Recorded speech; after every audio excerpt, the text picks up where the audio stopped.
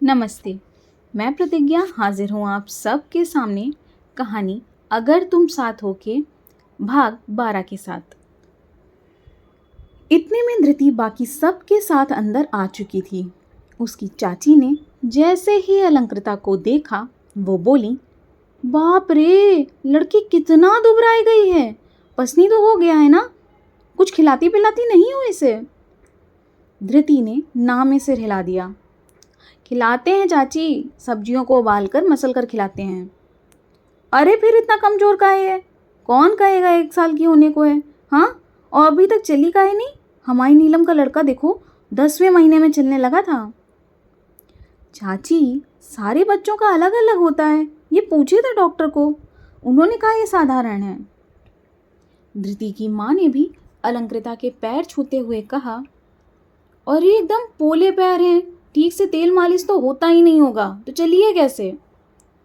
अरे तुम चिंता ना करो रानू, जब तक हिया से जइयो ना तब तक ही दौड़न लगे। चाची ने अलंकृता को गोद में झुलाते हुए कहा। इतने में आकाश अंदर आया। घर में काफ़ी बदलाव हो चुके थे। कच्ची मिट्टी के सारे कमरों की जगह अब पक्के कमरे बन चुके थे। घर के आधे हिस्से में छांव करने वाले पेड़ के नीचे अब सही तरीके से बैठक बना दी गई थी। वो अंदर घुसा तो अलंकृता खुशी से चीखते हुए घुटनों के बल उसकी तरफ दौड़ी। आकाश ने दौड़कर उसे गोद में उठा लिया। घर में चारों तरफ खुशी का माहौल छाया हुआ था और अलंकृता की किलकारियों ने उसमें 4 चांद लगा दिए थे।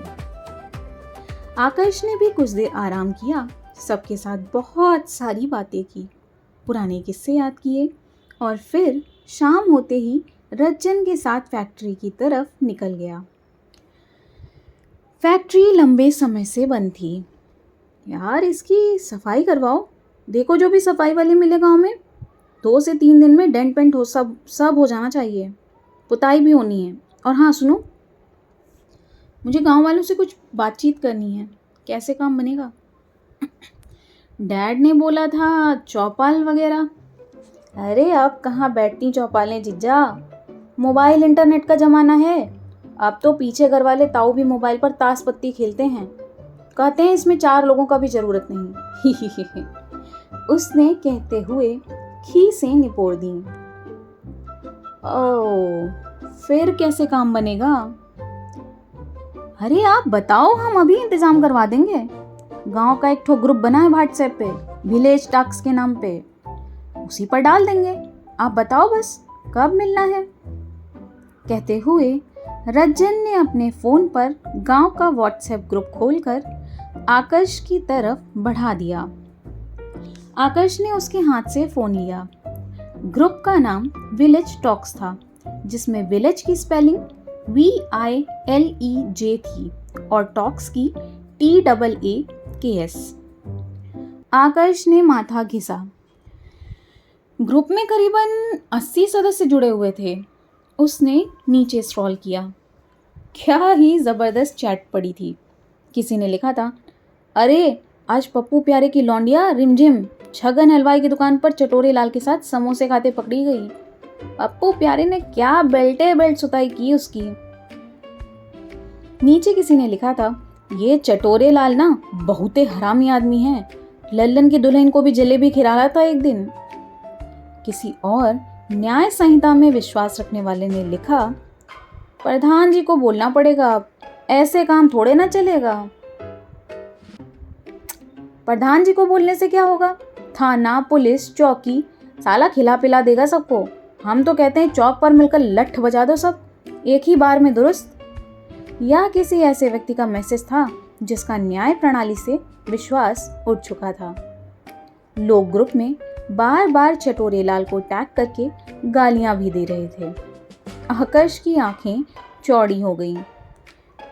डिजिटल इंडिया के असर से धृति का गांव भी अछूता नहीं रह गया था। अब चौपाल काहे नहीं बैठती थी, ये आकाश को भली भांति समझ आने लगा था। अभी असली मजा तो तब आया जब नीचे चटोरे लाल का मैसेज भी पड़ा हुआ था। हमरा कोई गलती नहीं है, रिमझिम अपना पर्स घर भूल आई थी, तो हम उसका पैसा भरने गए थे बस। एक तो भलाई का जमाना नहीं रह गया। और कौन लठ पिला रहा है बे? मिलो चौक पर। वही लठ ना ऐसी जगह घुसाएंगे ना बैठते बनेगा ससुर के नाती। ग्रुप पर ऐसी क्यूट क्यूट सी गालियां थीं कि आकाश के कानों में अपने आप बीप बजने लगी थी। तो बोलिए जीजा, कब बुलाएं सबको? इन भोंडे आदमियों की ज़रूरत नहीं है मुझे औरतों की ज़रूरत है। आकाश ने फैक्ट्री पर एक नज़र डालते हुए कहा। जीजा, रज्जन की आंखें फैल गईं। आकाश ने उसे देखा तो अपने शब्दों पर उसका ध्यान वापस गया। मेरा मतलब औरतों के साथ मीटिंग करनी है मुझे, हो पाएगा इंतज़ाम? रज्जन सोच में पड़ गया। जीजा, हमारी औरत होती तो हम तुरंत ही भेज देते, काहे कि हमको आप पर पूरा भरोसा है। लेकिन यहाँ तो आपको परमिशन बाकी आदमियों से ही लेना होगा, काहे कि औरतों का कोनो ग्रुप नहीं है व्हाट्सएप पे।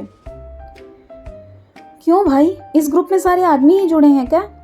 हाँ जीजा, इस पर तो सब मर्द ही हैं, वैसे आपको औरतों का सभा बिठाना ही काहे है? आकाश को पता था कि रज्जन को समझा पाना भी उतना ही मुश्किल है जितना कि बाकी गांव वालों को, लेकिन वो उसे अपना समझकर बोला, मैं इस गांव की औरतों को एम्पावर करना चाहता हूँ, उन्हें एम्प्लॉयमेंट दिलाना चाहता हूँ ताकि ये सोसाइटी उन्हें रिकॉग्नाइज कर सके। जानिए कि वो क्या क्या कर सकती हैं, समझे कुछ तुम? रज्जन ने मिश्रित भाव के साथ हाँ में सर हिला दिया। क्या समझे? समझ गए बस? अरे क्या समझे, बताओ तो, गांव में जाकर क्या बताओगे? रज्जन उसे शंका के भाव से देखते हुए हाँ में सर हिलाकर बोला, आप गांव की औरतों को एरोप्लेन दिलाएंगे। आकाश ने बेहद निराशा से हाँ में सर हिलाया। सही कह रहे हो तुम, एकदम सही। मैं इस गांव की औरतों को एरोप्लेन दिलाऊंगा।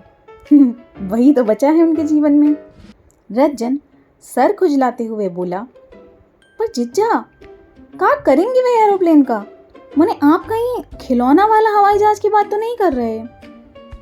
आकाश ने छाती पर हाथ बांधकर बेहद गंभीरता से उसे देखा, हाँ में सर हिलाया और एक जोर की चपत उसके सर पर लगाते हुए बोला, एम्प्लॉयमेंट माने रोजगार, समझे तुम?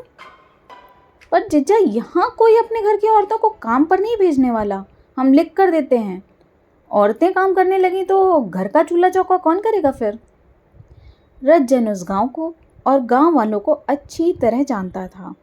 अब तो आकाश को उन महिलाओं से मिलने और उन्हें समझाने के लिए और भी दिमाग लगाना था। तो ये था कहानी अगर तुम साथ हो का भाग 12। जल्दी ही मिलते हैं इस कहानी के अगले भाग के साथ। तब तक के लिए धन्यवाद।